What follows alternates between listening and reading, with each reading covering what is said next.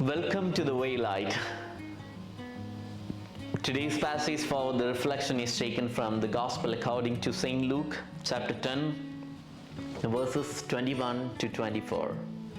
In relation to today's Gospel passage, I would like to say an incident which had taken place while I was a seminarian.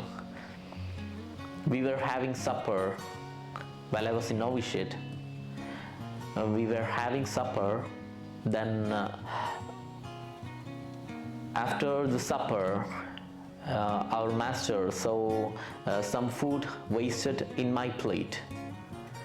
So he said, there are so many persons, those who are starving outside, please don't waste the food. There are so many people who are starving outside in the world, in different parts of world, please don't waste the food. Therefore,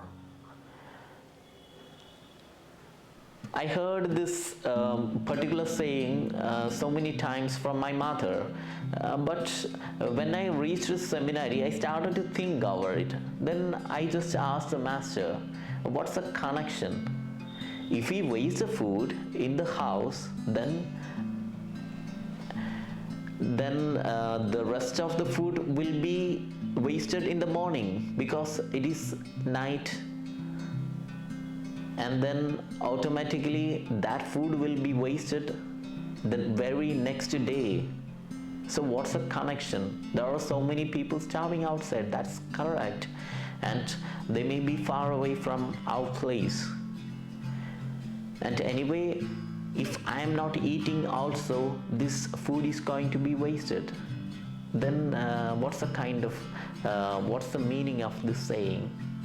Then he particularly pointed out today's gospel passage. This sentence, you can just go through today's gospel passage, especially this particular sentence. Then turning to his disciples, he said privately, that means Jesus, blessed are the eyes that see what you see. For I tell you that many prophets and kings desired to see what you see, and did not see it, and to hear what you hear, and did not hear it. So many decide to see what you see, and so many decide to hear what you hear, but they could not. So later, at that time I did not understand the meaning of this, but connecting to this particular statement in that situation, I understood so many things which we cannot simply explain. But connecting to this particular situation, particular incident, you just connect with today's gospel passage, especially this statement of Jesus, then we will understand the inner meaning of it. So let us don't waste the food.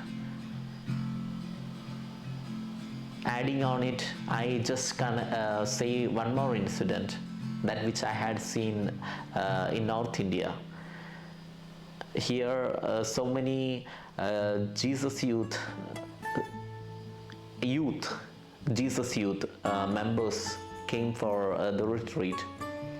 As they were having lunch, two people would be remaining near to the waste basket, and whenever those youth members go, if somebody is going with the waste food, then automatically they won't allow, those who are standing near to the waste basket will not allow them to put the food, wasted food, in the basket. Instead, they themselves will have the food.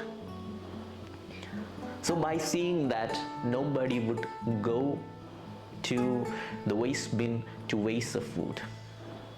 So let us connect this incident to this particular statement of Jesus, and let us have a kind of inner meaning of it. Ultimately, this is the thing, don't waste the food. Let this be a decision for our next year. For as we wait for the coming of the Lord Jesus Christ, let us prepare ourselves through this way. May God bless us all.